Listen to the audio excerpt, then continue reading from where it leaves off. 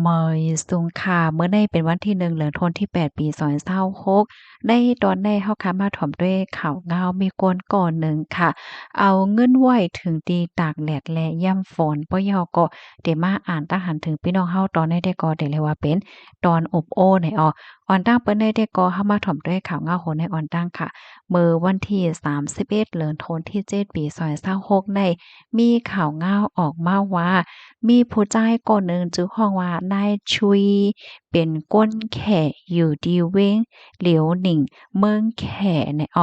มันใจายแน่ม่วนทางนั่นน่ะเนาะไหว้หลังสีกว่าเฮ็ดนาการต่างงานต่างตีต่างเว้งเหซ้ำลืมว่าโตเจ้าเก่าแน่ไลเอาเงินตั้งนำมันแน่100,000 หยวนเดโตเงินไทยหมอก500,000หว่าจะแน่ไว้ตีจ้านค่ะ ถึงดีเฮ็ดให้เงินได้ค่ะนะตากแลดเฮย่ำฝนเฮเฮ็ดจั่งเนี้ยเนาะ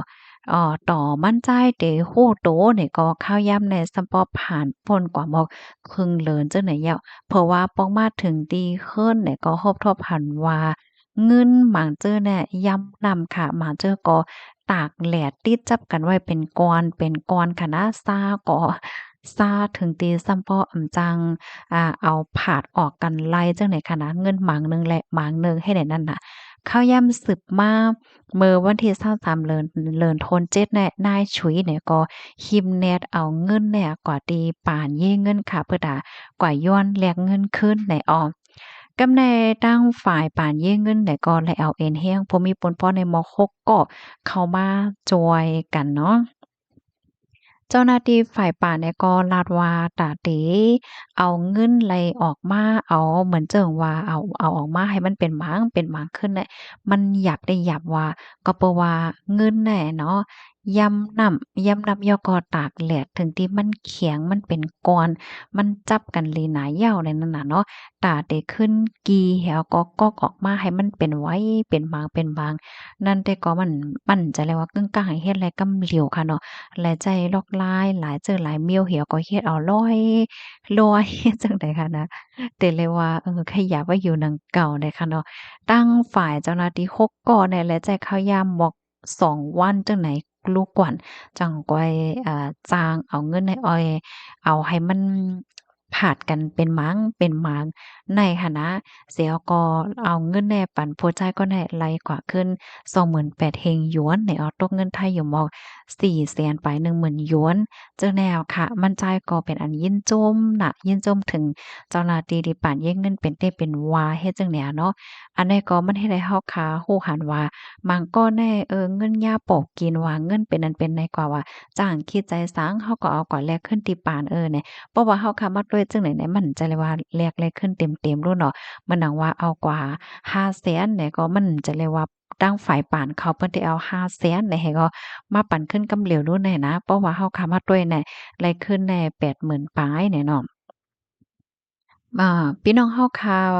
เกี่ยวกับเรื่องร้องในเพราะว่าผู้ใดไผมีตัวโทษเนี่ยก็ใครแหน่ไล่เนี่ยค่ะเนาะว่าหลังเสข่าวง่าวอันแน่ปืนแพกว่าเหย้าค่ะเนาะก็มีคนตั้งนำตั้งหลายเปิ้นก็อ่อนกันมาเซี่ยวค่ะเนาะมาเหย้ามาหยอกมาปันตั้งหั้นถึงค่ะเนาะว่าอะโลยเป็นก้นสะเทหลงเต้อะเนาะถึงที่ซัมป้อมโฮว่าเอาเงินแน่ไว้ตีหลายนั่นน่ะเนาะ ตีเก็บเงินซัมป้อมเคมียวโยเฮ็ดจั่งใดอะเนาะถึงตีซัมป้อเอาเงินได้กว่าไว้แป้นแปเอาไว้หิมจานให้แหน่นะถึงตีเงินได้ซัมป้อตากแลดยาวยามฝนว่าสังว่าเจ้าหน้ายให้แหน่เนาะ ค่ะข้อมูลอันนี้ก็ค่ะเลยเป็นมาที่ของการข่าวสดต่างวัยนะคะพี่น้องค่ะรับถอมยอหันเทินจึงหือพวงนะคะเนาะ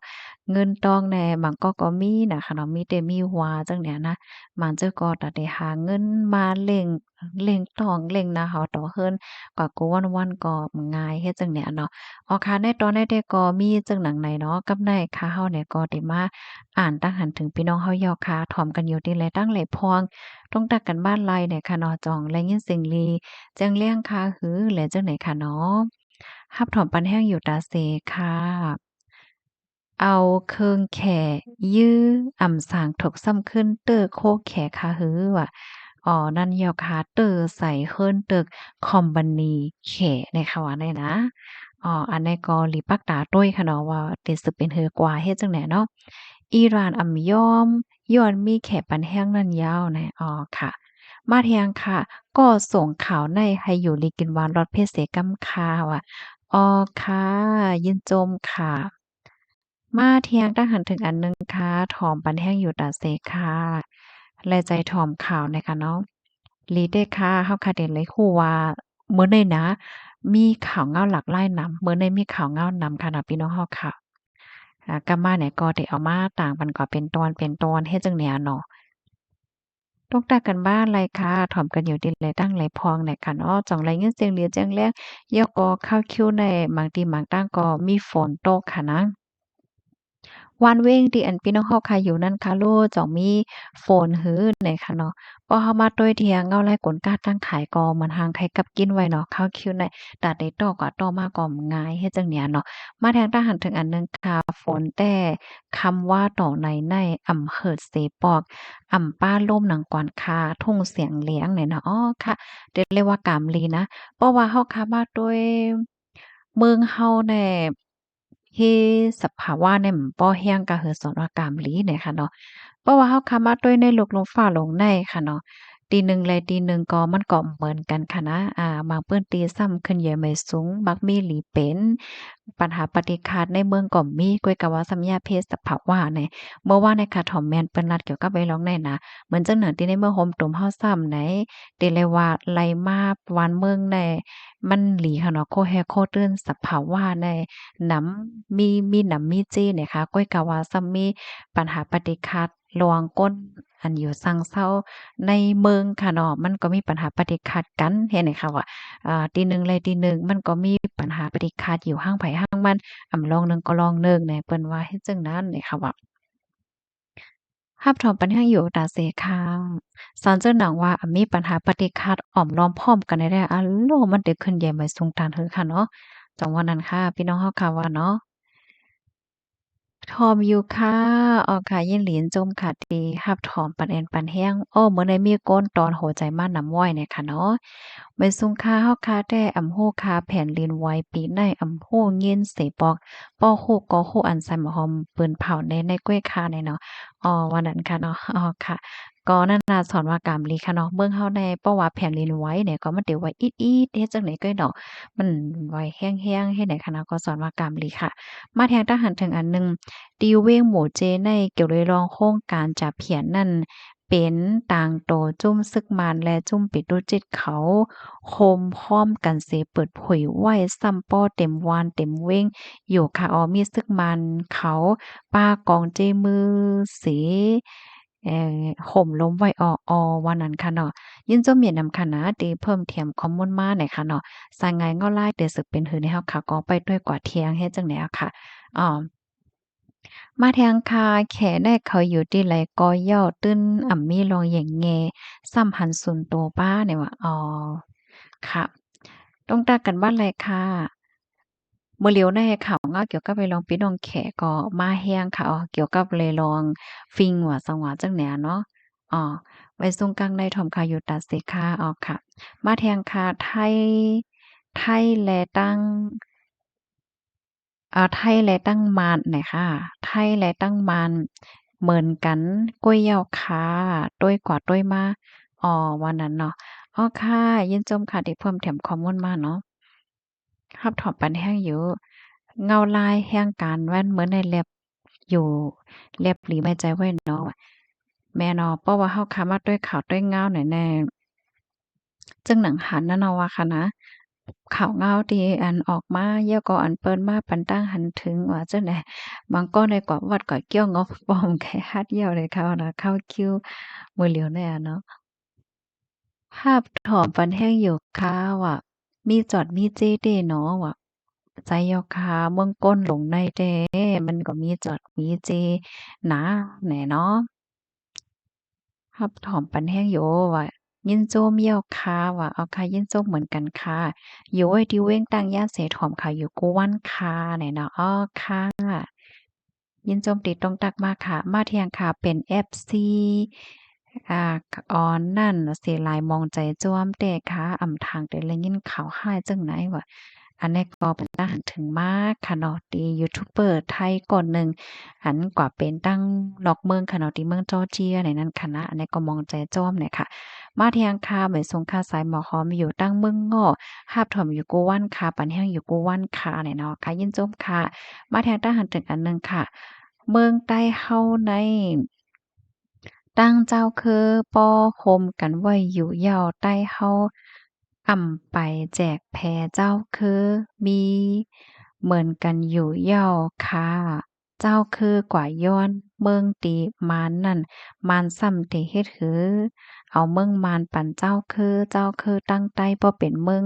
คมตุมอันเลียวกันยาวเจ้าคือเฮ็ดหือว่วนเหมือนตั้งกว่าใจมานเอาเครื่องบินมาปล่อยใส่เทียงก้วยยาวอะอ๋อค่ะอันนี้ก็ปัดตาหันถึงบ้านเนี่ยค่ะเนาะลองอยู่ลองอยู่พร้อมๆจ้อมกันหนังกัดๆเย็นๆอันนี้ก็ลำลองค่ะเนาะมาแทงคายเฮ็ดหือปันเหมือนตั้งกว่าเอ่อใจายให้เปิ้นเอาหมากมาปล่อยใส่เทียงก้วยยาวอะเจ้าคือหนังกันอ่ำโฮมอ่ำจอยกันเตรียมกัดเย็นไลว่ะใจเขาเนาะการที่เฮาคาหมออ้อมล้อมพร้อมกันในลำลวงน่ะค่ะเพราะว่าเฮาคามาด้วยพ้องย่ำมาแล้วแน่เนาะบ่ได้เป็นก้นให้คือเดียวกันก็อ้อมล้อมพร้อมกันเนาะเจ้าคือก็อ้อมล้อมพร้อมกันก้นกูคือในเมื่อห่มตุ่มก็อ้อมล้อมพร้อมกันเฮ็ดให้จังมันได้กัดเย็นนิ่มเซาย่อก็ขึ้นใหญ่เนาะพอเฮามาด้วยข้าวตังหลายสิบปีที่โพ้นมาเนาะมีปัญหาปฏิฆัดกันเปิดยื้อกันได้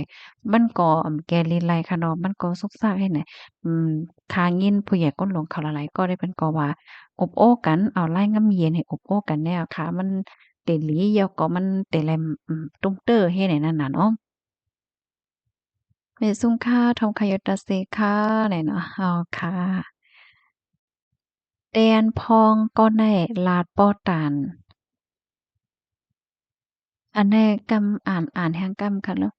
เตียนพองก็ได้ลาดป้อตานนั่งเสียงหนุ่มหมากเงินสู้เหย้า อันนั้นแค่ว่าหือของพ่อค่ะแน่ค่ะผมก็คือติดหวังมันจอยซ้ำเรื่องกว่านิดหนึ่งจังเลยค่ะอ๋อค่ะเบยซุงค่ะทำข่าวอยู่กูวันค่ะอ๋อค่ะยินจงค่ะทอมข่าวอยู่ตาเสมีจี้มีจอดเด้ค่ะเนาะว่ะใจเย้าค่ะเมืองกลในก็มีจี้มีจอดน่ะค่ะเนาะมาปอเฮาค่ะยามยินก้อยกะว่าติเมืองเปิ้นมันทำเป็นให้แหน่นะ เหมือนเจิ้งหนังงูกินก้นเลยเจ้าเนี่ยเนาะเพราะว่าในวันเปิ้นตีเฮาได้เฮาก็ติบ่นว่ามันเป็นไรโยเนี่ยเนาะก้อยกะว่ามันเป็นแต่หมางเมืองในงูหลงตัวใหญ่น่ะนะมาแทงทหารถึงอันหนึ่งค่ะอำกึ่งลีเฮ็ดหล่อจึงนั้นเป็นอ้อยกอกันกอย่าอำถูกลีเฮ็ดหล่อเนี่ยเนาะนั่นเยาอะเนาะอะโลอันไหนอ้อยกอกันในค่ะว่าน่ะนั่นน่ะว่าเมืองก้นคงกลางลงได้มันไว้ใจไผบ่ได้อะว่าเนาะกะปาดมื้อเหลียวได้ น้องอ่อนนั่นแหละมันก็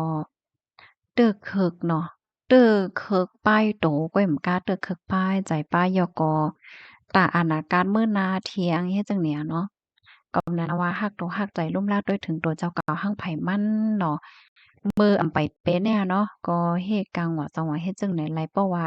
เป็นมาเหย้าไหนแต่มันเอาขึ้นหยาบจึงหนังว่านั้นยาวค่ะเนาะสติวิทยาเป็นหยังอันว่าได้ก็ลำลองแต่ กำไรค่ะที่มาอ่านตาหันถึงพี่น้องเฮาคักว่าเป็นตอนไหนค่ะเนาะกำตอ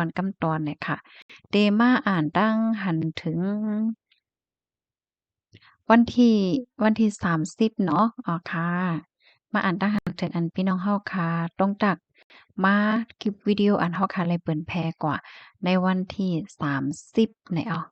มื้อนี้เป็นวันที่1แล้วเนาะข้าวยามไหนก็ไว้น่ะค่ะอยู่ดีไลคาเสถอมค่ะอยู่ตาเสค่ะ อ๋อค่ะยินชมค่ะรับถอมปันแห้งอยู่ตาเซแน่นอลิเดค่ะที่อันพี่น้องเฮาเขาและใจถ่อมข่าวถ่อมเงาแต่เลยโหกเงาลายคึดดันกูมือกูวันเป็นอีสังและจังแน่เนาะโหกคึดดันกูวันเป็นสังเฮ็ดจังแน่ลองลองหมอปันแห้งกันในตรงวงเฮาในลำลองเนี่ยแม่นแล้วค่ะบางป้องบางไรแน่ การเพียงเลยวันนั้นน่ะแต่เลยว่าจั่งอะลองอ้อมล้อมพร้อมโฮมกันในเฮาหนังกันเนี่ยลำลองหน้านะคะเนาะ มังป้องมังไรแน่เฮาซ้ำพร้อมกันแหน่ทำพร้อมเปิ้นให้แหน่บางก็ในขณะพี่น้องเขาจ่องแย้มหันกับหมู่อะบางก็ในขณะเพราะเป็นเฮาหนังกันทำแบบว่าเหมือนจั่งหนังว่าอันใกล้ว่ากันแหน่เนาะเพราะเป็นเปิ้นทำตักเสงให้ไหนก็มีบางก็เนี่ยนะมาแทงค่ะเว้นซุงค่าการเร่งต้องลงก้นเฮาในก่อเนาะว่าขอความอันว่าไปหยาไผเร่งใจมั่นอันว่านั่นใจอยู่ว่าในเสตากูดีกูลองอ่ำป้อมีป้อมีสติเหมือนตั้งตรงงานลายลิบยาวค่ะป้อยามากอเนี่ยว่าป้อยามากอเนาะว่ะอ๋อค่ะแม่นยาวค่ะมื้อเหลียวในว่าพี่น้องเฮาเขาได้เฮ็ดการเฮ็ดงานอีหังก่อเนาะ ถ่อมขาวถ่อมเงาเฮยอกก็เล็บเขียนป้าลวงปักเปิงหมายมีและเจ้าในแห้งๆก่อนหลีเนาะตัวอย่างเปิงแดกมันเหมือนในมันได้มีข่าวอันหนึ่งนะมีก้นหนึ่งเขาเหตุการณ์กล้าการขายมาปียาวข้าวหึงกำในเปิ้นมาถามลองขอนอ่ะแลบเต็แลจ่ายขอนย้อนหลังในโยถึงที่วนนำเหี่ยวก็วนปอดกว่าจังไหนนี่เพราะว่าย่าขอนย้อนหลังไหนนั่นโอ้มันมังกรในถึงขั้นที่ว่าเปิ้นฮ้องว่าจึงหืออะ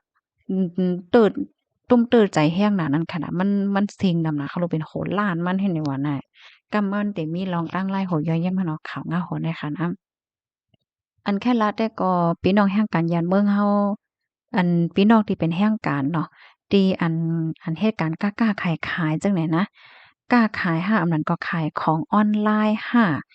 ป้าเจมส์ลองอันเหตุการณ์ที่อันไรเงินออนไลน์จังเนี่ยเหมือนจังน่ะอันบางจื้อที่อันเฮ็ดคลิปเฮ็ดวิดีโอต่างเนอออนไลน์แหละจังไหนในค่ะนะบางจื้อเขาได้ว่นว่าอำโหลใส่ขอนเฮ็ดจังเนี่ยบางจื้อก็ว่าเมื่อว่าเฮาขับผ่านเหย้าเมื่อเฮาคาส่งฟอร์มนั่นเปิ้นซัมพอถามเหย้าคาลูลองขวัญให้แหน่บางก็เขาได้เข้าใจจังนั้นค่ะนะอันแต่มันแหน่มันใจค่ะ อันที่เมื่อว่าผ่านเหย้าในนั้นค่ะนะเปิ้นได้ให้ใส่คอมอนนั่นเหย้าก็เปิ้นได้ให้ใส่ผ้าคอมอนขอนนั่นใจค่ะอันนั้นมันเป็นขอนของอเมริกันค่ะเนาะอ่าป้อเปิ้นให้ใส่ว่าเจ้าเก่าในเป็นก้นอยู่เมืองไหลเนี่ยนั่นค่ะนะเพราะว่าอยู่ที่เมืองอเมริกาเนี่ยก็มันได้เลยเป็นฟอร์มอันหนึ่งมันได้มีขอนแห่งอันหนึ่งเพราะว่าเจ้าเก่าอำไลอยู่ที่ในอเมริกาเนี่ยก็ได้ไลใส่ฟอร์มขอนหนึ่งเนี่ยมันเป็นเปิ้นถามในตอนนั้นเฮ็ดจังเนี่ยอันในตอนนั้นเนี่ยพี่น้องค่ะมาเจอซ้ำบ่นว่าเฮาบ่ไลกรอกแบบฟอร์มอันเกี่ยวกับรองขอนก่อยาวเนี่ยมันก็เขาเข้าใจจังไหนค่ะเนาะอันแต่มันได้มันจื้อเนี่ยค่ะเนาะ มันเป็นไรยืนขวัญแทงขอมันแทงจังไหนเนี่ยอันที่เปิ้นให้ใส่ขอนนั้นมันจะเป็นโฮปีค่ะนะอ้อเพราะว่าถึงมาโฮปีมันจะมีเหลินมาเนาะข้าวที่เปิ้นใส่ขอนนั่นก็ได้ไล่ก็ใส่ขอนป้าจังเนี่ยมันจะมีฟอร์มที่อันตั้งแพลตฟอร์มเนี่ยเขาส่งมาเพราะว่าเขาส่งมาแล้วก็ได้ไล่เอาไว้อันในกว่ายืนจู้ที่ฝ่ายขอนให้เนี่ย มันแต่ละเฮ็ดจังนั้นนั่นน่ะเพราะว่าเอาจ้อมเปิงมันให้มันบ่ถกแม่นน่ะอันใดๆก็คาไข่เหน่เปิงมันก้วยกะว่าเพราะว่าเป็นแห่งการยานเมืองเนี่ยมันทำมาหยาบแทงติว่าเพราะว่าเฮาคาใจวัดไหวแห่งการน่ะค่ะนะซ้ำว่ามีศูนย์เฮ็ดไรอันไหนเฮ็ดไหนค่ะว่าน่ะ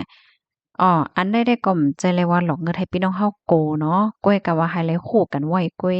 ให้ไลคู่กันไว้ก้วยว่าเดี๋ยวฮือๆๆไหนให้ป้อจังไลคู่ไว้นั่นคั่นน่ะเหมือนจังหนังอันขายออนไลน์ว่าเฮาอะเฮ็ดไหนก็เหมือนกันนะมันแต่ละใส่คอน เฮ็ดไหนแหน่กำไนซ้ำมันทำอันนี้มาจะได้เป็นอีหังใหนมื้อป่นมาได้มื้อป่นมาได้ก็เปิ้นก็บ่ทัดแรงเนาะก็น่ะว่าแต่ปี2026เนี่ยเปิ้นทัดแรง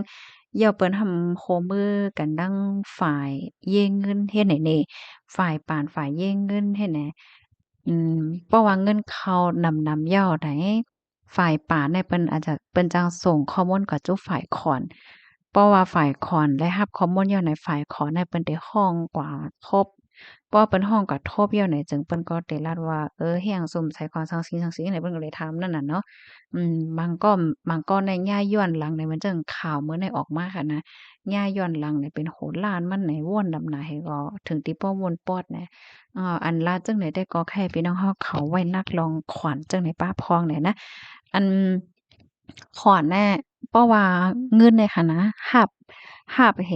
โอนเข้าโอนออกผ่านทางป่านน้อยนะเปิ้นทัดรายงานน่ะ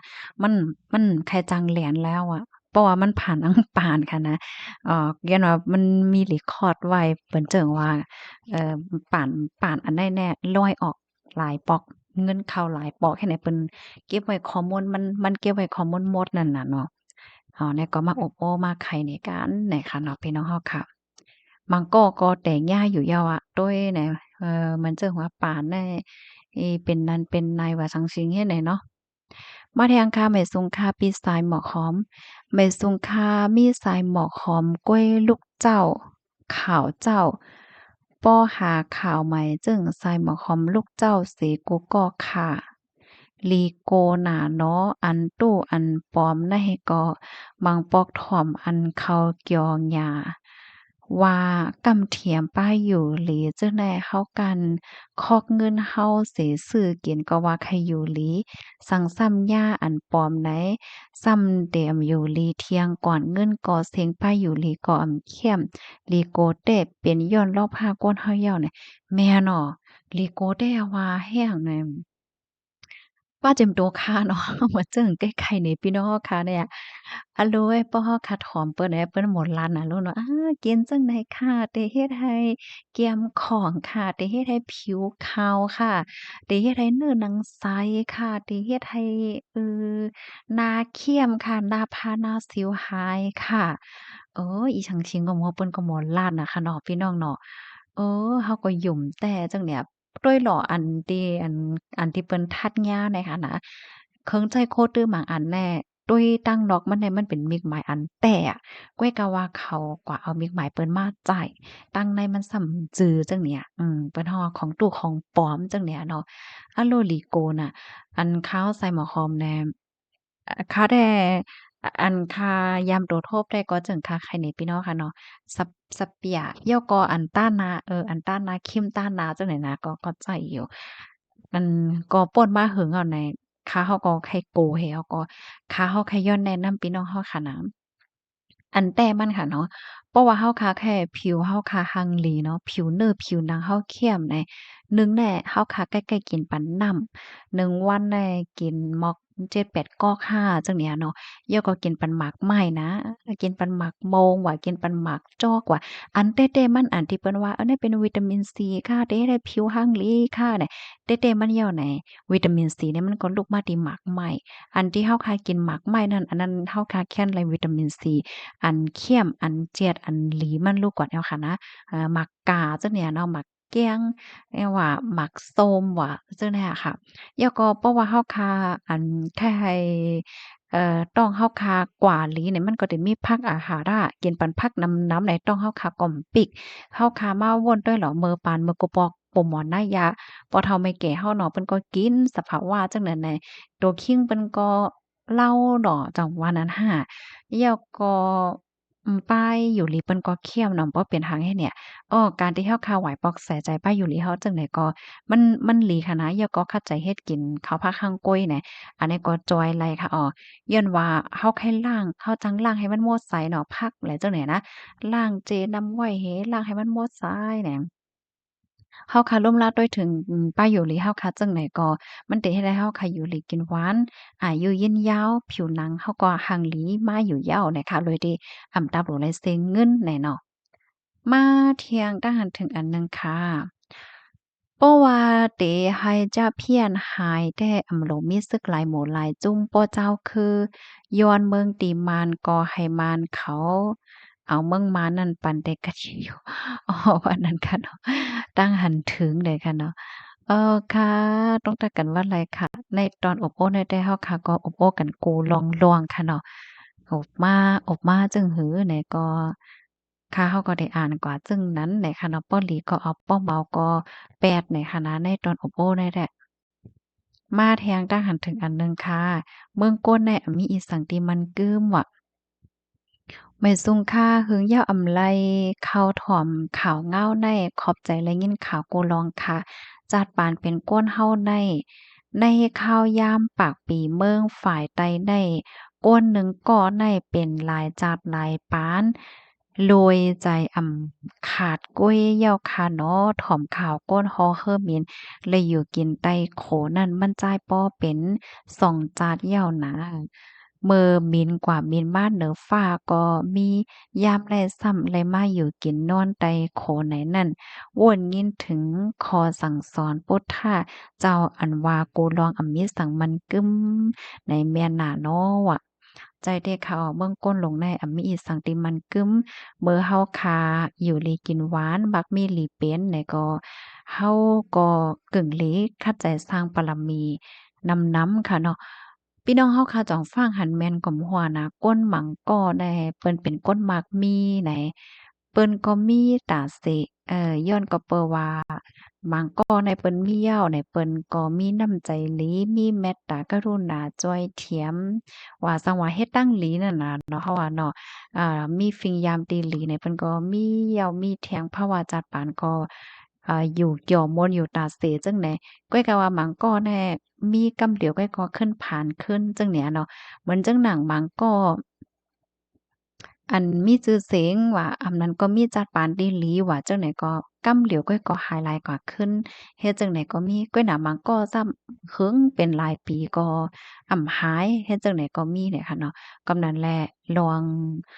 องการใจตื้อภาวาจัดปานลองทับแถมปรมีและจังไหนก็ลำลองแต้ๆเนี่ยค่ะเนาะการที่เฮาค่ะทับแถมปรมีว่าจังหวะจังไหนแต่มันก็จังหนังว่าค่ะเนาะรักษาศีล เฮียก็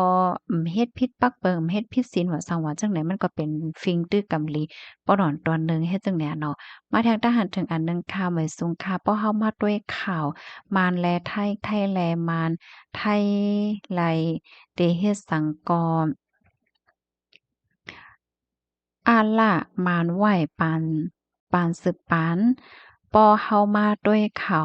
เหมือนไหวจังไหนเตเลยว่าไทยหมอว่นต่อก้นเมืองเขานาเนี่ยเนาะอ๋อค่ะนั่นยาวค่ะสายงานเงาไล่เตเป็นหือเป็นหาเนี่ยก็เฮาค่ะก็ไปด้วยเกาะแทงค่ะเนาะอันว่าด้วยเงาไล่อยู่จ้อมเงาไล่กินจ้อมเงาไล่อันว่าอันนี้ก็ลำลองเต้หนังเก่าเฮ็ดจังแหน่เนาะ กำได้มาอ่านด้วยเทียงตั้งหันถึงในตอนที่ว่าอิหร่านปล่อยหมากสายเตอขึ้นตึกคอมพานีแข่เนี่ยเนาะพี่น้องเฮาค่ะเตรียมมาตั้งหันถึงว่าจึงหือพวงเนี่ยเนาะ หมากแขก่อขึ้นเตอแขเหย้าหมากนั่นขึ้นเมื่อจู้เจ้ามันก้อยมีสังว่ะค่ะเมื่อในแขว่าหือพองไหนเตียวมาเปิ้นแพขนาดเมื่อในนะแขแขได้อ่าแขที่ว่าหือเนี่ยเนาะก็กำแต่ข้าใจเอามาอัปเดตในปันพี่น้องเฮาค่ะเขาก็ปักดาไปด้วยอยู่เนาะว่าแขที่ว่าจังหือน้ายเฮ็ดเนี่ยเนาะ เออค่ะสายงานเงาไล่ปอดวันออกกลางก็มันก็ไปนิ่มไปเย็นแต่ๆเนาะพี่น้องเฮาค่ะมาแทงตั้งหันถึงอันหนึ่งค่ะฮับถอมปันแห้งอยู่ตาเสค่ะไว้ซุงค่าทรายหมอกค้อมว่าฮือลิลิขลาดนั่นว่ะข่าวอันว่าก้นกายาและซึกทะยื้อกันนั่นเมื่อแต่ซ้ำว่ากดทัดหันก้นจ่ายก่อนหนึ่งซ้ำขึ้นว่าพาพาถึง6ก่อนในล่ะ อ่าลู่เซ็งแต่ลู่เซ็งว่าครับป้อนนั้นอ๋ออันในปันตาอ่านผิดอ่านผิดกว่าค่ะอยู่ป้อนนั้นกอันข้าวได้ขึ้นเมโดยปันค่ะเนาะค่ะอันใดเป็นข่าวเงาที่อันออกมาเมื่อวันที่31เนี่ยค่ะเนาะตั้งฝ่ายภูมิพลพรเขาเปิ้นก็เอาห่มลมตั้งปอตอนแลนลิ้นโคบโทบหันก้นต่อยาเฮ็ดจังได๋คะนะกำค่ะนะค่ะได้ขึ้นแม่อ่านแหน่ปันได้ค่ะเนาะต้องถามมาเลยค่ะจึงว่าค่ะเนาะข้อไรตอนไรที่ว่ามันแตกแรงห้าสังห้าแล้วจังไหนก็ต้องถามมาไรอยู่เนี่ยค่ะเนาะ ถ่อมกันอยู่ที่ไรตั้งไรพองต้องตักกันบ้านไรค่ะเพราะว่าเฮาข่าวมาถ่อมด้วยค่ะลองตั้งมันได้แต่มันเป็นไว้เฮ็ดจั่งไหนเนี่ยว่ามื้อวันที่28เดือนธันวาคมที่7ปี2026ข้าวยามกลางคืน9:45นค่ะตั้งฝ่ายภูมิพลพรเขาในไล่รับสายข่าวว่าได้มีก้นต่อยาตั้งปอตอนแลนลิ้นเข้ามาในปื้นตีเจเว้งแม่ฟ้าลงใจตอนเก้งหาย ในเหี่ยวก็ตั้งฝ่ายภูมิพลพรเขาก็จังไลสั่งให้เจ้าหน้าที่เขาในเข้งแข็งในปื้นตีจังไหนคะอ้อเข้ายามสืบมาไหนคะอ้อเนาะก็เข้ายามสืบมาเมื่อพ้องตีภูมิพลพรเขาเอาข่มลมอยู่ตั้งคิมพร้อมหวานโป่งให้แม่สะลองในเจเว้งแม่ฟ้าหลงใจตอนเก้งให้นั่นโคบทบหันโพใจายหมอก5-6เกาะ5-6เกาะค่ะนะเปิ่อเปิ่อโถงเหี่ยวก็ลูกตีตั้งแหลนเลนเหี่ยวก็ไปเข้ามาในปื้นตีจังไหนอ้อ กำในภูมิพลพรเขาในก็แหนฝางหางเปิดตาย้อนกดทาดขาก้อยกะว่าจุ่มอันเปิดตั้งโถงนั่นซ้ำในไหลเอาตั้งกองนั่นยืดใส่ที่ภูมิพลพรเขาเหี่ยวก็ปลายกว่าทั้งสองฝ่ายแต่เลยว่าจังหายื้อใส่ภูมิพลพรเขาเหี่ยวก็เปิดตาเปิดตั้งปลายกว่าจังไหนค่ะทั้งสองฝ่ายก็เลยมีร้องปื้ยื้อกันบ่คะมื้อนี้เจอในค่ะ กำในภูมิพลพรเขาในก็ย้อนเทียมเอ็นแห้งแทงสีเขาล้อมหอบในปืนตีๆนั้นเผอว่าเข้าย่ำศึกมากกลางไหนวันที่29 6โมงกลางไหนเนาะทางฝ่ายภูมิพลพรเขาก็เขากดทัดในปืนตีโคบโทบหันโกนลูเซ็งสาใจใน3เกาะยอก็โฮบทบหันบ้าถงจานอันเอามาเฮ็ดเป็นเปิดตกอยู่ที่หิมห้อมที่นั้น3เปิด1เปิดไหลในมียาเมากำ130,000 เม็ดคมทั้งหมดก็มีอยู่390,000 เม็ดครบรอบหันป้ากองหมากกองไหลเจ้าไหนเฮ็ดไหนอ่อมอาแตกแรงเอาค่ะเนาะลองตั้งเปิงเป็นมาได้ก็เป็นไว้เฮ็ดจั่งใดไหนค่ะอ๋อค่ะต้องตักกันบ้านไรค่ะถ่อมกันอยู่ที่ไรตั้งไรพองเฮ็ดจั่งใดค่ะเนาะ บางปอมังไลข้อมูลมันเดี๋ยวจังมีเปิงอิดออดห้าเฮ็ดจั่งใดเนาะอำนั้นก็บางปอมังไลอ่านผิดกว่าอิดออดห้าอำนั้นก็บางปอพี่น้องค่ะถอมเนี่ยเอ๊ะมันบ่ให้แตกเลี่ยงห้าอะไรจั่งเนี้ยเนาะก็ต้องถามมาลายแหน่ค่ะกำใดเฮามาเที่ยงในตอนอันใดค่ะเนาะล้มลงล้มลงในลิโกลิกากนะคะเนาะ อันพาดแห้งน่ะถึงที่บ่มีโกนรูดเซ็งสาจ้ายเนี่ยค่ะว่าไม่ซุ่งค่าเขาจื้อลุยนำนั่นแต่เย็นเป็นเจ้าจ้ายนักกาแลนางมันนี่เอานั่งมณีครากว่าเหย้าคาไหนมองใจแลแจ่มลีจ้วมเต้ๆเนี่ยค่ะ อ๋อค่ะอันนี้ก็มีลองคืบหน้าค่ะนะเหมือนในที่มาอ่านแหนลองคืบหน้าค่ะอะโลยน้ำเต้นน้ำว่านี่ค่ะว่าในก้นปลายพี่เนาะเขาก็ฮัดแต่แต่เนาะลุยน้ำหมองคำอะแล้วก็เป็นน้น้ำโรงเนาะมาเจอที่อันเขาลอดมาจั่งซี้ค่ะเขาก็ย่อไปจ้ะด้วยคลิปด้วยวิดีโอเขาในค่ะนะตั้งปอตอนสเปงเนาะ ต้องตั้งกันบ้านไรค่ะมื้อในอบน้ำอีกหนึ่งเนาะมื้อในเป็นวันเสาร์เนาะโอ้ยข่าวยาวแนวไว้นะมื้อในข่าวได้มีน้ำอินค่ะเนาะพี่น้องเฮาค่ะมาเที่ยงค่ะหมึกแต่เนาะก้นต่อก้นเป็นสังแลหมึกแลกันตะนั่นเนาะโอ้นั่นเนาะค่ะเป็นโอ๊ยกอกกันเนาะนั่นนะค่ะ เป็นเจ้าคือกะลาอยู่เนาะปกโขเฮค่ะเนาะเปิ้น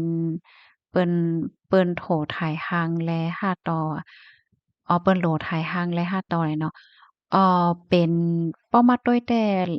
เป็นพี่น้องตั้งป้อตอนใต้นั่นค่ะนะเปิ้นฮ้องว่าพี่น้องมุสลิมเนี่ยค่ะอยู่เนาะที่เปิ้นโปกโขเฮนั่นเป็นจังนั้นอยู่ค่ะ อ๋อค่ะยินจมเห็นนำถึงพี่น้องค่ะกูก็กูก้นตีรับถ่อมปานแอนปานแห้งแหละค่ะในตอนในสอนเจอหนังว่า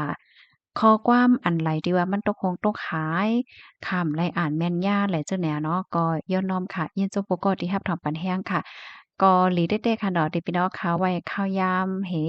มาอบโอ้กันไหนจังไหนค่ะเนาะเพิ่มเติมข้อมูลต้องถามว่าจังหว่าจังไหนแหน่ค่ะนะเอาค่ะเตรียมมาเลยค่ะน่ะค่ะเฮามุ่งมองไป